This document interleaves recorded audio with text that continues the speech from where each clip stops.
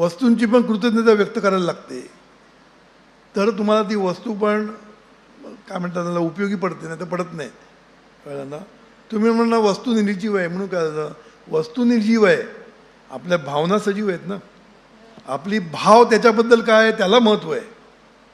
ती वस्तू तुझ्याकडे अट्रॅक्ट होते म्हणजे ती चालून येत नाही तुझ्याकडे. नाही तर म्हणणं वस्तू चालून येईल का? ज्ञानेश्वर माऊलींनी भिंत चालवली तसं काय येईल? तसं काय नसतं.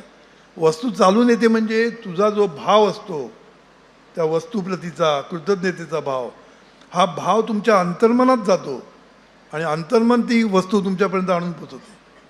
कोणाच्या तरी निमित्ताने, कोणाच्या तरी मार्फत ती वस्तू तुमच्याकडे पोचते. वास्तू म्हटलं की तुमचं घर आलं, वस्तू म्हटलं की जे काही तुम्हाला पाहिजे ते, परिस्थिती, आज चांगली परिस्थिती येणं हे, आणि व्यक्ती, चांगलं बायको मिळणं, चांगलं नवरा मिळणं, मुलं मिळणं, हे सगळं थोडंसं काय म्हणतात त्याला, त्याला कारण आहे प्रत्येक गोष्टीला. बरोबर. आणि त्याच्यामध्ये सुधारणा करणं हे आपल्याकडे आपली ताकद आहे, ती वापरली पाहिजे.